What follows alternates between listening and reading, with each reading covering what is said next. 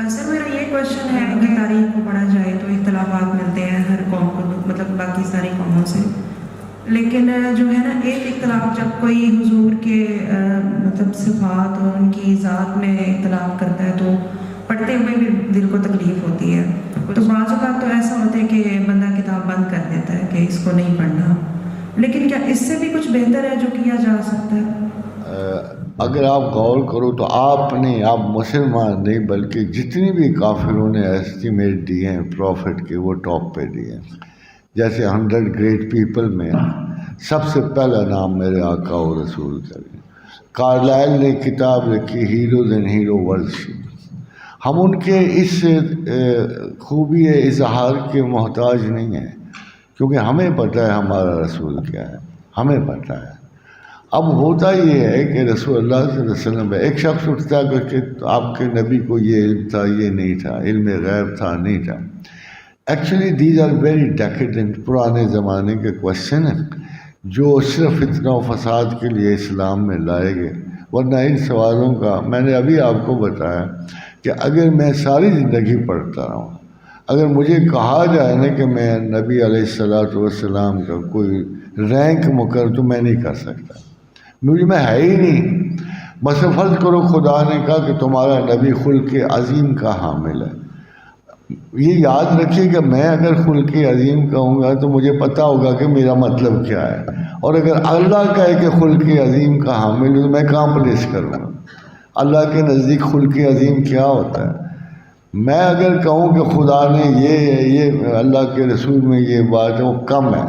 मगर अगर खुदा ये कहे वाला सौफा युती का रब्बो का फतरजा, ए नबी हमने हर चीज़ तेरी रज़ा पर छोड़ दी, हम इसे पूरा करें। फिर खुदा के रसूल का खुद कलाम है, खुद हदीस कुदसी है, वल्लाहु मोती व आना कासिमन, अल्लाह अता करने वाला है और मुख्तसर तरीन मैं जिस नतीजे पर पहुँच सकूँ सारी ज़िंदगी के मुताले, और मेरा मुताला महदूद नहीं था। A to Z जितना कुछ इंसानों ने पढ़ा लिखा, मेरी कोशिश रही कि मैं उससे आशना रहूँ। मगर मैं आपको बता रहा हूँ कि मेरे ज़हन में सिर्फ 2 लफ्ज़ आ रहे हैं कि खुदा की इबादत ला शरीक है और मोहम्मद रसूलुल्लाह की मोहब्बत ला शरीक है। बस इसके अलावा मेरे ज़हन में कोई मकाम नहीं और से हमारी ज़िंदगी के मकाम है। हाँ, अगर कोई शख्स ये कहेगा कि मोहम्मद अल्लाह के शरीक हैं तो मैं नहीं कबूल करूँगा। हमारे 2 स्टेटस हैं, आगे वो ज़मीन का मालिक है, आसमान का, वो तो कहता सारी कायनात मैंने इसलिए पैदा की, इस शख्स के लिए पैदा की, क्योंकि वो आसमानों पे अहमद कहलवाते, ज़मीन पर मोहम्मद कहलाते। आसमानों पे वो खुदा की तारीफ़ करने वाले, और ऐसी किसी ने तारीफ़ की नहीं, और ज़मीनों पे उसकी सब तारीफ़ करने वाले, ऐसी तारीफ़ जो कोई और नहीं करेगा, न कर सकेगा। Everybody is bound. Even today आप देख रहे हैं हमारे बदतरीन दुश्मन भी जो हमारे इस्लाम के ख़िलाफ़ प्रोपेगेंडा कर रहे हैं, वो प्रॉफिट के ख़िलाफ़ एक ही बात कहते हैं। मुझे पता है बुरे दिल से कहते हैं, सड़ के कहते हैं, but they have no point to say कि ये प्रॉफिट में ये था और ये खामी थी, वो खामी थी। ये जो एतराज़ करते हैं ना प्रॉफिट, ये मेरे ख्याल को बहुत मीन किस्म की इंटेलेक्ट होती है। मैं हार्ट नहीं कहता, इंटेलेक्ट। वो एक तो उनकी तालीम भी थोड़ी होती है, ज़र्फ उससे भी थोड़ा होता है। I think they are personally jealous of the profit. किसी वक्त बड़ी खूबसूरत किसी हस्ती से जेलसी भी तो हो सकती है, हमें मोहब्बत हो रही है उनको ना, उनको जेलसी हो रही। मैं बड़े से बड़े आलम देखे नहीं जी, ये ख़ासकर कुछ आलम ऐसे हैं, जैसे एक शख्स ने, ये एक मिसाल दे रहा हूँ कि ऐसे भी लोग मौजूद हैं कि जब जंग अहज़ाब में माल गनीमत तकसीम की तो एक चग्गी दाढ़ी वाला छोटी सी, उसका हुलिया ख़ास तौर पे लिखा हुआ है हदीस में कि चुनी सी आँखों वाला, पतले नाक वाला, छोटे माथे वाला, छोटी छोटी दाढ़ी रखा, आपको बड़ी नज़र आ जाएंगी आस पास। तो उसने कहा मोहम्मद इंसाफ का, जब माल गनीमत बांट रहे थे तो उसने कहा मोहम्मद इंसाफ का। मुहद्दिसीन लिखते हैं अल्लाह के रसूल का चेहरा सुर्ख हो गया, इतना गुस्सा आया आपको, मगर फिर भी आपने तहम्मुल से जवाब दिया। کہ اگر محمد انصاف نہیں کرے گا تو آسمان و زمین میں انصاف کون کرے گا اگر محمد نہیں کرے گا. مگر آپ اس بڑے برین کے پیچھے کیسے جا سکتے ہو؟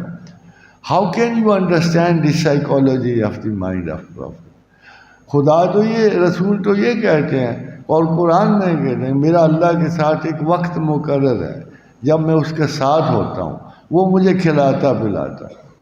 اب بتاؤ یہ کون سا لمحہ ہو؟ How can you assess a person which is so close کہ آپ کو بتائیں مجھے رسول اللہ نے کیا کہا اللہم رفیق الاعلیٰ. اب آپ ڈکشنریاں جاؤ اور دیکھو رفیق کا ترجمہ کیا ہوا. اس بندگی کا تو رینک اتنا بڑا ہے. سبحان اللہ، پہلے خدا اپنی تعریف پھر اپنے بندگی کرتا ہے. سبحان الذی اسریٰ بعبدہ لیلا من المسجد الحرام الی المسجد الاقصی الذی، یعنی اندازہ کرو کہ خدا پہلے اپنی تعریف کرتا ہے پھر اپنے، یعنی بندگی اتنا بڑا مقام ہے. مگر افسوس یہ ہے کہ نصیب ایک کو ہے. میں اس کی بندگی کا مقام نہیں پورا کر سکتا. پیغمبروں کو جب شفاعت کے دن ان سے کہا جائے گا ان کا نہیں ہم وہ بندگی نہیں ادا کر سکے جو خدا کے. اور سب سے خوبصورت شعر حسان بن ثابت کا کیا ہے، یا رسول اللہ جو آپ نے اپنے بارے میں چاہا نا آپ کو ویسے بنا دیا گیا. تو اتنے بڑی عزت و تکریم والے انسان کے سامنے ہمیں صرف ایک ہدایت ہے کہ بس عبادت نہیں، یہ اس نے سکھایا نا ہمیں عبادت نہیں کرنی. مگر آپ دیکھو اس سے پہلے جب رسول صلی اللہ علیہ وسلم نے ہمیں آداب نہیں سکھائے تھے تو حضرت داؤد نے کہا مائی لارڈ اینڈ مائی لارڈ. جب انہوں نے اوپر سے کہا، آپ نامہ قدیم پرول کے دیکھو کہ انہوں نے یہ بول کے کہا مائی لارڈ اینڈ مائی لارڈ، یہ ایک تو اللہ کا نام لیا اور دوسرا بھی یہی کہا مائی لارڈ اینڈ مائی لارڈ، فارقلیت کا لفظ استعمال کیا. اور حضرت عیسیٰ نے برناباس انجیل میں یہاں تک کہا کہ اگر میرے بس میں ہوتا تو میں اس کے جوتے کے تسمے باندھتا. یہ حضرت عیسیٰ نے کہا جو اتنے بڑے پیغمبر ہیں جن میں روح القدس بولتا ہے وَأَيَّدْنَا بِهُ روح القدس. تو اصل میں رسول اللہ کی کوئی تعریف کا حق ادا کر ہی نہیں سکتا. اور اختلاف کرنے والا کم نظر اور بے نصیب ہے. آپ اس پر طرز کھا سکتے ہو، ایگریمنٹ نہیں ہو سکتا. وَمَا عَلَيْنَا إِلَّا الْبَلَاغُ. جناب محترم پروفیسر احمد رفیق اختر صاحب ہمارے عہد کی ایک ایسی شخصیت ہیں کہ جن کا جیسے آپ نے ان کی باتیں سنی ہیں تو یہ اتنا بڑا اعزاز ہے کہ آپ پوری زندگی اس کا ذکر کریں گے کہ ہم نے بالمشافہ پروفیسر صاحب کی گفتگو سنی تھی.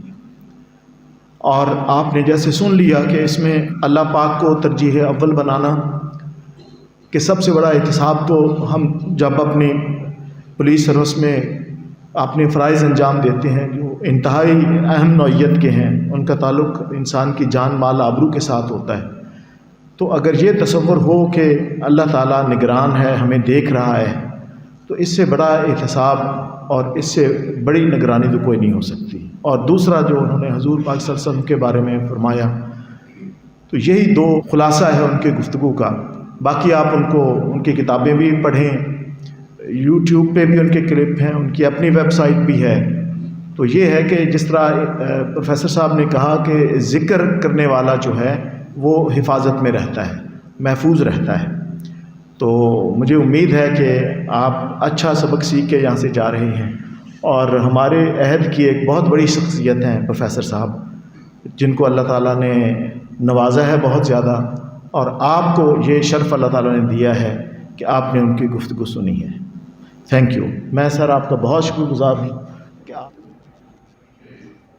جلوہ مقدرے ظرف نظر دیکھتے رہے، کیا دیکھتے انہیں ہم مقدر